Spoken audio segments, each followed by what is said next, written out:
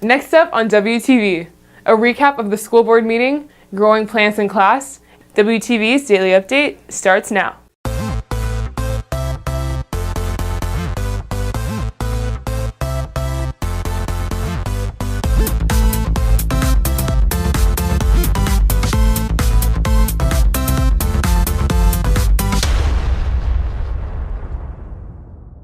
Good morning, Red Hawk Nation. Today is Tuesday, November 14th, and I'm Kennedy Williams with another Daily Update brought to you by Wingspan TV.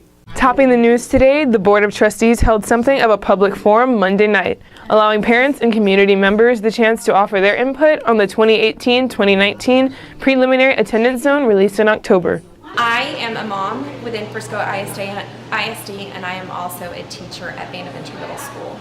And I wanted to come and hear what the school board had to say about the rezoning, their policies, and what their plans are for the future. Monday was the only scheduled opportunity for community input, and while some parents and staff were simply trying to understand the process, at least one parent had more personal concerns. My son is a sixth grader at Scoggins Middle School, and the proposed rezoning has him moving to Lawler.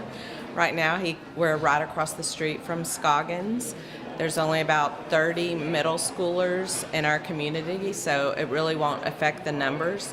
And Lawler is about 3.5 miles away from our house. He would have to take a bus. The Board of Trustees is expected to approve attendance zones at its next monthly meeting on December 11th.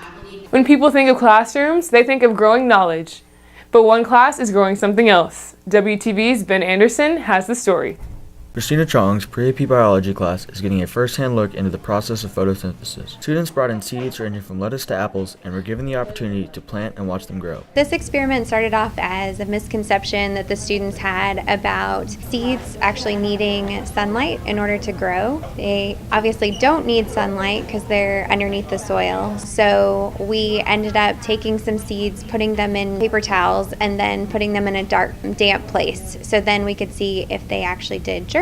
After the seeds were germinated, students were given the chance to pot and water their seeds. Now, when students enter class, the first thing they do is check on and water their plants as they track the growth caused by photosynthesis. Students learned that all it takes is some soil, a little water, and a little light to make a small seed something bigger.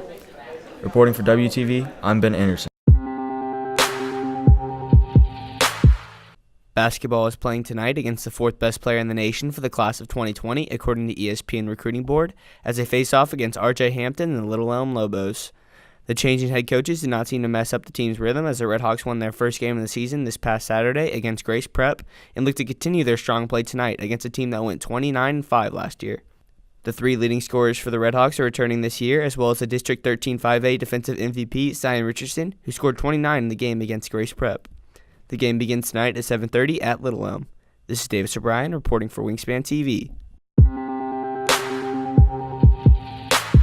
If you're looking for more from Wingspan, you can follow us at Liberty Wingspan on Twitter, Instagram, and Facebook, or visit our award-winning website, libertywingspan.com. WTV's Neha Paramala brings you today's announcements. If you plan on trying out for the boys soccer team and are not currently in the class, today is the last day to see Coach Kaiser in room C112. The Muslim Student Association has a meeting today during advisory in room C145. Boys basketball plays tonight against Little Elm at 7:30. DECA has a mandatory member meeting tomorrow at 8:20 a.m. or 4:15 p.m. in Mr. Ham's room in C243. The band parking lot is now open for student parking. Student parking is not allowed in the staff lots and the grassy areas behind the school. Seniors, if you haven't already bought your senior ad, you can purchase it at www.smartpay.com. The deadline is December 1st.